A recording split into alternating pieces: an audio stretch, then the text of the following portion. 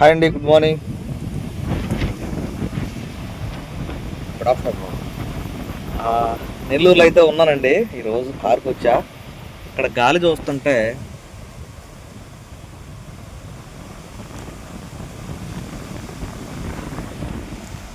ఒక 2-3 రోజుల నుంచి సరిగా నిద్రలేను. నాకు భయంకరంగా నిద్ర వచ్చేస్తుందండి. మార్నింగు బాపట్లలో నాకిని ట్రైన్ ఎక్కి అయితే ఇక్కడికి వచ్చా నెల్లూరు. కోళ్ళని తీసుకుని గన్నవరం వెళ్ళాలి. రాత్రి కూడా ఆటోకి వెళ్ళొచ్చే వరకు బాగా లేట్ అయింది, 11 అయిపోయింది. నేను కొంచెం పర్లేదులేండి, బాగానే తోలాం. ఎంత అనుకుంటున్నారు? చెబితే ఆశ్చర్యపోతారు. అంటే ప్రతిరోజు ఇలా ఉండిద్దనే కాదులేండి. నేను నిన్న సాయంత్రం 4 గంటల నుంచి వెళ్ళా, ఒక బాడుకి వెళ్ళాను. ఆ బాడుకి కాకుండా ఇంకా ఆయిల్ బాను మొత్తం చెప్పేస్తున్నాను. 2000 కొంద తోలేనండి. అందులో ఒక 600 ఏమో ఆయిల్ కొట్టించా. 1500 ప్రాఫిట్ అయితే ఉందన్నమాట మనకి. వామ్మో, అనిల్ తెగ సంపాదించేస్తాడు ఆటో మీద అనుకోవద్దు. అది రేరుగా జరిగిద్ది అనమాట. మనుషులు ఎక్కడం, దూరంగా వెళ్ళడం ఇట్లా అని.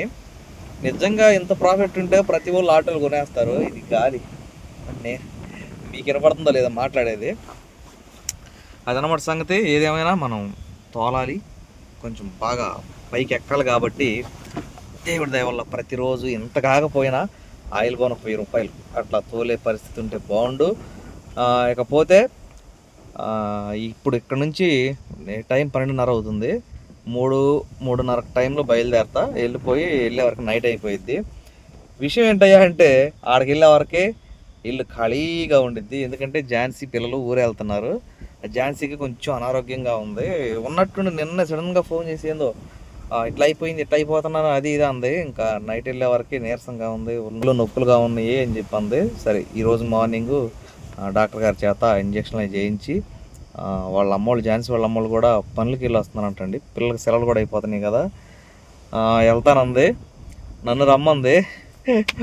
మనకి అసలుకే నరాలు తెగిపోయేటువంటి ఉత్కంఠత అనమాట. ఎందుకంటే 7th వస్తుంది కాబట్టి మనం ఎక్కడ కదిలే పరిస్థితి లేదనమాట. అది పరిస్థితి.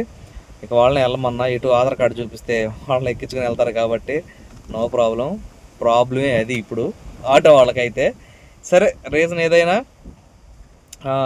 నేను వెళ్ళే వరకు ఝాన్సీ వాళ్ళు అయితే వెళ్ళిపోతారు సాయంత్రానికి.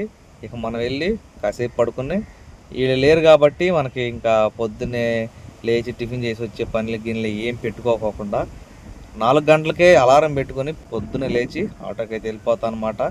అది సంగతి. సమయం లేదు మిత్రమా, పరిగెట్టడమే. ఈ ఒక్క మంత్ బాగా కష్టంగా ఉండిద్దండి. ఎందుకంటే మనం ఆటో తీసుకుని 1 వీక్ అవుతుంది, దానికి మళ్ళీ ఈఎంఐ పే చేసాము, అన్నీ వచ్చేస్తున్నాయి. అదండి సంగతి. ఇక్కడ బయలుదేరితే, ఎప్పుడైతే బయలుదేరదామో అక్కడ నుంచి 3 hours పట్టిద్ది అనమాట జర్నీ. 220 కిలోమీటర్లు ఏముంది మనకి కర్లపాలెంకి. అది పరిస్థితి. ఇంకా 2వ తారీఖు విజయవాడ వస్తా, అమ్మవారి గుడికి వస్తాను. 3వ తారీఖు మళ్ళీ నెల్లూరు వస్తా, ఇదే కారు తీసుకుని మళ్ళీ నెల్లూరుకి వస్తా. అది మన షెడ్యూలు. 3 రోజులు అయితే కారు వచ్చిందనమాట. ఆటో రెస్ట్ తీసుకునిద్ది. అది విషయం. ఇలాగే కంటిన్యూ అయితే బాగుండు. ఆటో కారు సెట్ అనమాట. ఇక విషయానికి వస్తే, ఎంతోమంది ఆ ఆటో తెచ్చిన వీడియోకి కామెంట్ చేశారండి. ఎన్ని బ్లెస్సింగ్స్ వచ్చినాయో అసలుకి కడుపు నిండిపోయిందనమాట. అంతమంది బ్లెస్ చేశారు. మీ అందరికి కూడా మనస్ఫూర్తిగా కృతజ్ఞత చెప్తున్నానండి. నేను బాగుండాలని కోరుకునే వాళ్ళు ఇంతమంది ఉన్నారా అంటే, ఇంకా చాలామంది ఉండొచ్చు కామెంట్లు చేయని వాళ్ళు కూడాను. ఇంకో అక్క అయితే ఫోన్ చేసి విజయవాడ నుంచి, అనిలు నేను నీ ఆటో ఎక్కే పరిస్థితి లేదు కాబట్టి నేను నీ ఆటో ఎక్కి నేను బాడిగిస్తున్నాను అనుకో, నీకు ఫోన్పే చేశాను 200 అని చెప్పి అక్క ఫోన్పే చేశారు. ఎంత ఆశ్చర్యం అనిపించిందంటే, ఆటో ఎక్కకపోయినా కానీ నీ ఆటో ఎక్కి నేను బాడిగ ఇస్తున్నాను అనుకో అనిలు అని చెప్పేసి, ఛార్జ్ చేస్తున్నాను అని చెప్పేసి. అక్క, మీరు బాపట్ల వచ్చినప్పుడు ఒక కాల్ చేయండి అక్క, మీ రుణం తీర్చుకుంటానే అన్న. అది అన్నమాట పరిస్థితి. చాలా ఆనందం వేసింది. అంటే ఇట్లా కూడా ఉంటుంది ఆ పరిస్థితి అని. థ్యాంక్ యూ సో మచ్ అక్క. మీకు, నన్ను, నా కుటుంబాన్ని బ్లెస్ చేసిన ప్రతి ఒక్కరికి నిజంగా మా కుటుంబం తరఫున, మన ఛానల్ తరఫున థ్యాంక్ యూ సో మచ్ అండి. అభిమానం ఎప్పుడు ఇలానే ఉండాలి మా పైన అని చెప్పేసి మనస్ఫూర్తిగా అయితే కోరుకుంటున్నాండి. ఇంకా ఫర్దర్గా చూద్దాం. ఇంటికి వెళ్ళాక మనకి ఏమైనా వండి పెట్టి వెళ్ళారా, మనం వండుకుని తినాలా, ఎక్కడన్నా తినేళ్ళాలా, తినకుండా వెళ్ళి నిద్రపోవాలా, ఏందనేది చూద్దాం. నేను చాలాసార్లు నెల్లూరు వచ్చానండి. పెన్నా నదిలో నీళ్ళు అయితే నేనైతే ఇప్పుడే చూస్తున్నా. అంటే నేను వచ్చినప్పుడు రాకపోయి ఉండొచ్చు, నేను వచ్చి వెళ్ళినాక వచ్చి ఉండొచ్చేమో మేబీ. నేనైతే ఫస్ట్ టైం చూస్తున్నా, ఎందుకంటే వర్షాలు బాగా పడి వరదలు వస్తున్నాయి కదా, అందుకని గేట్లు ఎత్తేసి ఉంటారు. అది అక్కడ చూసారు కదండి, ఇక్కడ కూడా డ్యామ్ ఉందన్నమాట. అది సంగతి. వెలుగులోకి రావయ్యా అనిలు వచ్చేసానండి. 8 గంటల 15 నిమిషాలు అయితే అయింది. ఈపురపాలెంలో అయితే ఉన్నా. అక్కడక్కడ ఆగి కాఫీ తాగుతా వచ్చేవరకు ఈపురపాలెం ఈ టైం అయిందండి. ఝాన్సీ వాళ్ళు అయితే వెళ్ళిపోయారంటండి. నాకైతే ఫోన్ చేశారు. రేపల్లెం నుంచి డైరెక్ట్గా గణపేశ్వరం దాకా ఒకే బస్సు అంట. కాకపోతే మధ్యలో కామెడీ జరిగిందంట, ఝాన్సీ చెప్పిందిలేండి తన ఛానల్లో. ఇంకో విషయం ఏంటంటే అండి, ఆటో తీసుకుంది ఎందుకో మీకు తెలుసు కదా, కార్లు సరిగా రావట్లేదని. ఈరోజు తారీఖు 30, ఈరోజు కారుకు వచ్చా. రేపు 1, రేపు కారు ఉంది. 2వ తారీఖు కారు ఉంది. 3వ తారీఖు కారు ఉంది.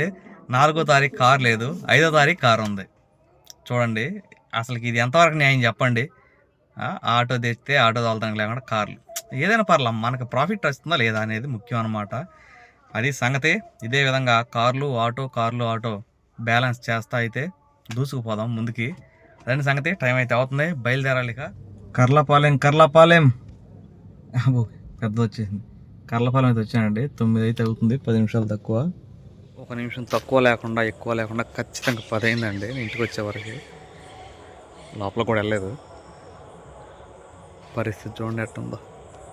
మనుషులు ఉంటేనేమో అట్టా, మనుషులు లేకపోతేనేమో ఇట్టా సింగిల్గా అండి పరిస్థితి. ఇప్పుడే ఫోన్ చేస్తే ఝాన్సీకి ఏం అనలేదంట. లేటుగా వస్తావు కదా, ఏమన్నా తినొస్తావు అనుకున్నది. నేను ఏమండే పరిస్థితి లేదు, ఎందుకంటే పొద్దున్నే 8 గంటలకి కారుకి వెళ్ళాలండి ఉదయం.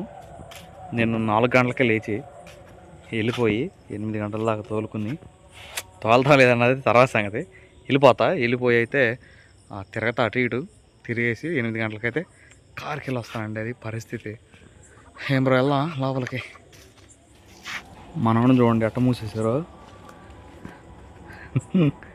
మొత్తం కట్టుదిట్టం చేసి వెళ్ళారు చూడండి. అయినా కానీ కుక్క లోపల పడుకుని ఈ బొక్కల నుంచి దూరిప్పుడే బయటకు వచ్చిందండి. పాడు చేసి అతని కుక్కలో. షా దా బ్రో లోపలికి వెళ్దాం. ఇక మనం ముగ్గురం వెళ్ళే 4-5 రోజులు, నువ్వు ఆడు నేను.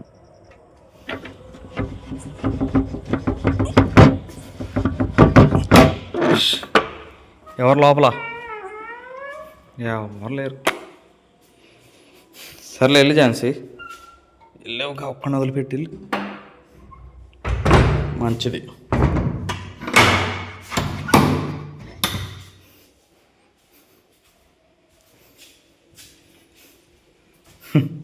ఏమీ లేదు, ఏమీ వండలేదు, మొత్తం శుభ్రం శూన్యం చేసి వెళ్ళారు. మంచిగా ఉండయా ఉండలే. అదండి పరిస్థితి. ఇంట్లో మనుషులు ఉండడానికి లేని దానికి చాలా అంటే చాలా వ్యత్యాసం ఉంటుంది. తప్పదు, మనకు ఒక 4 రోజులు.